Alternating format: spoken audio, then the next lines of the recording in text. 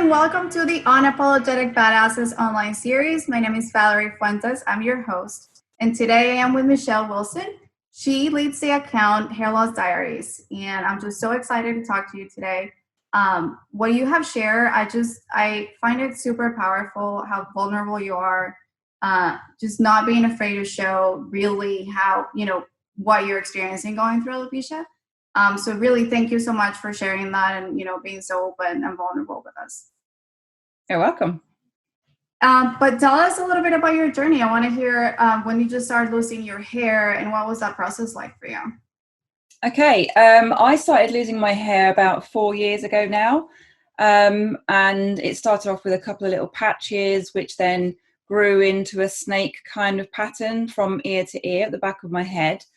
So I had eventually I had no hair from ear to ear in near enough a straight line. So it looked like I'd shaved it off in a sort of undercut fashion.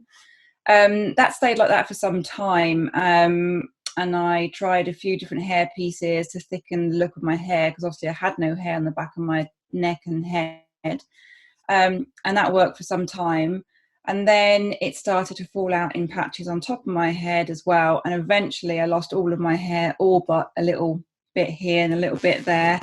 And it all went in the end. And it was very strange, because even though it was falling out on top and disappearing on top, where it had fallen out to start with at the back, that actually did start to grow back in little sporadic bits, but not enough to, or what I would call, proper hair. Wow. But right now what I'm seeing is full regrowth, right? Like you have seen different cycles in the last 4 years.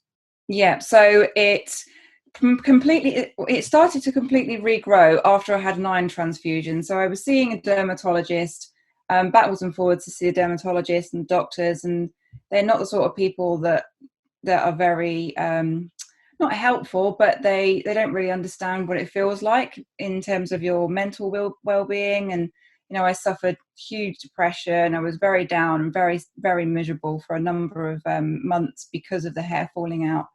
I was hopeful to start with. I actually thought it's just going to be a couple of patches and I'll be okay, sort of trusted what the doctor said. But when it all started to fall out, I did get very, very down and very sad. But yeah, so the doctors they sent me to a dermatologist, and he gave me a couple of different things to try, from taking steroid tablets to having steroid shots into the head, and a number of different sort of medications and things. And I did quite a lot of research for myself, because I was looking for a reason, if you like, why it was falling out. Because to me, losing my hair wasn't normal. It wasn't just cosmetic. It wasn't just a thing that happens to women. There's a reason for it, and it was a health reason why my hair was falling out. So I was searching and searching, and I had suffered with low iron for about 5 years. And I happened to come across an article that went into quite good detail about how iron helps your hair and helps it grow and things.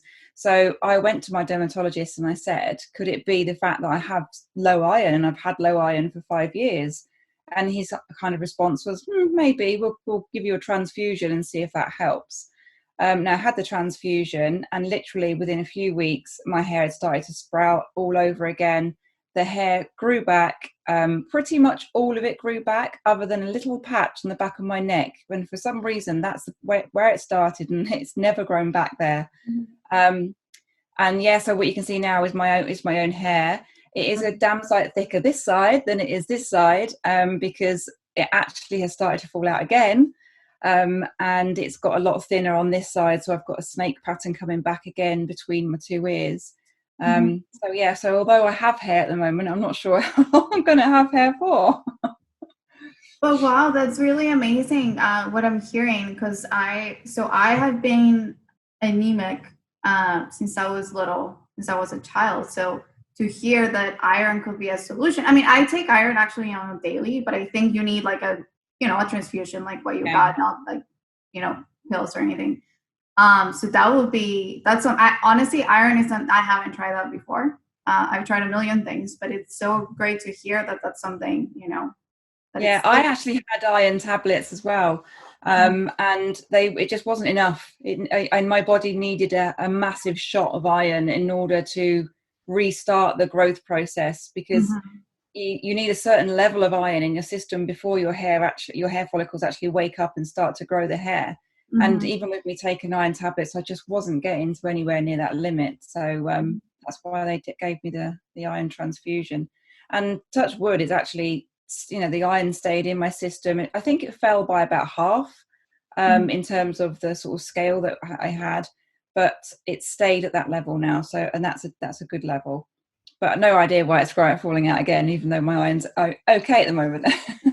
Wow. So I know you have children right now. Well, you've had children this whole process. So what have you said to them? And have they been understanding? Yeah, they saw the kind of hell, if you like, that I went through when it started to get really bad and falling out on top. Because whilst I had long hair on top and not much hair on the back of my neck, I could cover it up really easily. I had hair to cover it up. It did bother me, and I kind of thought, oh, it's just gonna, it's gonna fall out and it'll just grow. This bit's gonna fall out and it'll grow back again. But it wasn't until the top started to fall out that I actually thought, hold on a minute, this is not growing back and it's all going to fall out.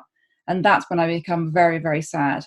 I went into a deep depression. Going to work was hard. I run a couple of businesses myself, and people would say things to you. They would say, oh, it's okay because you've got nice eyes, or it's okay because of this. And I know people are trying to say the right thing and trying to be helpful, but it just isn't helpful.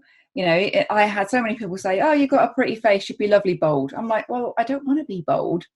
That's all well and good, but I don't want to be bold, thanks very much.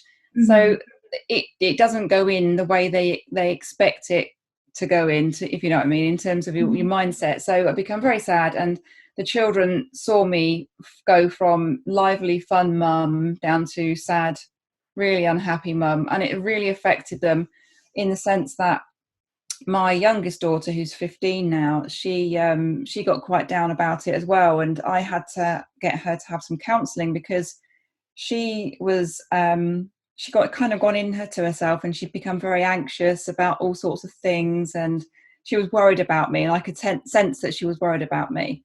And it turns out that in her counselling that she did actually say a number of times that she was scared that I was going to die, or, she was young at the time, this was 4 years ago. She didn't realise me losing my hair was just because I had alopecia. She thought I had something really badly wrong with me, and, and she thought she was going to lose her mum. And so I think it's really hard on children. And when you're in it yourself, you don't think that it would affect other people, and you don't think that it's going to affect your kids, because you say to them, I'm fine, don't worry about me, I'm fine, but they can tell when you're not happy and you're really sad. So so it did really impact them, and they did, and I say my youngest did need to have some counselling just to help her understand it a little bit better. And so what helped you get out from that depression? Did you do anything that helped you feel better about this? I actually joined, funnily enough, I was on the verge of selling my business because I was so miserable. And I had a friend who was developing her kind of like a coaching business to helping female business women, coaching them in their businesses and things. And she said, would you join? And I thought, I got, that sounds good, I might as well. I was really, introverted anyway at the time. I didn't want to do anything or go anywhere. And I thought, no, I'm going to do it. I'm going to try and give it a go. And it was her and this group of women that I built up a really good friendship with in this business coaching sessions each month that pulled me out of myself a little bit. So they really helped me. So I have to say that the only thing that will help anyone get out of a depression is having people around them that don't really talk about the hair loss. When I first got to the meeting, they go, oh, your hair looks different today, or oh, nice hats. I'd wear hats a lot, like little beanie hats and things. And they would say, how's your hair? And I'd show them, and they go, oh, that's really shit. They wouldn't say, oh, but it's okay, you got a pretty face, or it's okay because you got this, it's okay because you got that. They'd say, that's really crap, really feel sorry for you, now let's get down to business. And it was that really helped me think, no, I'm gonna put my all into my business, and I'm gonna get happy again. And I think it was those people, and then having my close friends around me and my family that were constantly saying, you know, cheering me on, sort of thing, and like my little cheerleaders. And you do need people around you if you're in that depressive state and you don't have people like what I had. Then you will just get worse and worse, and to the point that you want to drive off a cliff. You know, it's and that sort of thing. That's how I felt. So, and they helped me pull myself out of that, which was great. Yeah, I can totally relate. There was a time that I was super depressed, and I love what you said about like having the right people. Because I also joined different groups on Facebook and whatnot because I didn't know anybody, in person that had alopecia. And some of these groups, it's kind of a snowball of negativity and sadness that I had to leave the groups because it's, I feel like somebody says like, oh, I'm losing my hair and I don't know what to do and I feel super sad. And then the next person, yes, me too. And then it's just like so bad. Yeah. That I do think that I completely agree that community is super important, but it has to be a supportive community. Yeah. And like you said, that doesn't focus on the problem. And that was also like before I started focusing on helping women that had hair loss, because I've dealt with my own for like 13 years. I didn't know, like I knew I wanted to help so bad, but I did not want it. I wanted to come from a very positive place. Yeah. And that was like my main thing is when I started this, it has to be positive from the beginning, from the first email that I'm going to send, from, first post, like everything, because I do know that once you start focusing on the problem, like you're stuck there. You're stuck. So it's more, my approach has always been, what good things has this brought into your life? And, always talking from the solution perspective instead of the problem. So I completely agree. So in that note, tell me what has been good for you that alopecia has brought into your life? What good? Well, I have to say, setting up my Hair Loss Diaries Instagram account was great because I got in touch with a load of people that were suffering of hair loss, and I helped a few people with their hair loss in terms of how they were feeling, and I'd tried so many different things and so many different potions and medications and vitamins and just different things to try and get my hair to grow back. It felt really good to be able to help somebody else sort of grow in terms of what they were looking for, and to bring them out of their depression a bit, and to sort of like telling people to hang in there. It's going to get better. We'll be fine. And we've got to stick together, us girls, and just trying to create that sort of network of people to make sure that the network that you've got, as I say, are kind of pulling together and you're jeering people on and stuff like that. And I've got a nice little group of friends that I've met through having alopecia who also have alopecia that I can now talk to, and I still talk to, be it through Instagram or text messaging and what have you. That's been really great, being able to help other people and jeer other people on. Yeah, this community is amazing, and I do think that we have to continue embracing each other. And so, like, my invitation for everyone is, don't be that person that just consumes information all day long and you go read everybody's post and comment. Like, make sure you comment on people's stories and posts, and like really embrace each other, because that's what keeps everybody going, right? Because if we just sit at home and hide and consume and read but don't participate, then you don't get to be part of this magic. Because it's really, like, honestly, like, once I became part of the community, I feel so supported. It's incredible. Yeah, and it is that, and I think so many people hide their hair loss or their thinning hair or what have you, and because of that, no one really knows that. You can walk past so many people in the street that will have a problem with their hair, whether it's they've got a bald patch or their hair's really thin and they've got a topper on, or it's just so many people. And when I started to do my blog and I started to do my Instagram account as well, there was a few of my friends that come forward and said, "Oh, I've got bald patches, or I've got really bad hair," and I didn't know that at the time. But me sort of coming out and telling people, "This is who I am. I've got no hair. Look at my pictures, or look at this, look at that."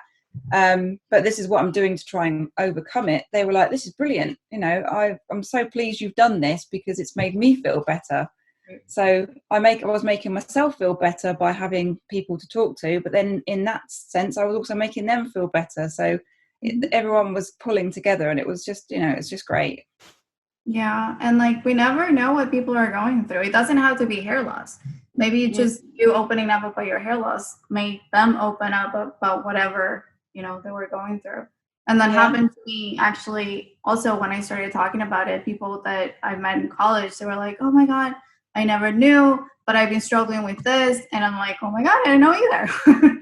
So everybody starts opening up. So I really, and I really love how really open you are on Instagram. I love it. So tell me about your blog. Is that something that you're currently doing? Like, how has it helped you? What has come up? Yeah. I set up the blog right at the very start, and I started blogging about things that I was trying to get my hair to grow back. And then I got really busy with my work and my little network group because I joined this network group. So I had a bit of a period where I didn't do much on it at all. And I put a post on there a couple of weeks ago saying, "Okay, I'm probably going to not close the blog, but I need to update it. I need to change it, and I'm going to write everything that I've put on my blog and take pieces from Instagram, and I'm going to put them into a book. So eventually, I am going to have a little hair loss diaries book." Still writing it at the moment, so I'll let you know when it's ready. But I am going to the blog is I am going to start actively putting more stuff onto the blog, but I may move it to a different what's it called, whoever own these blogs.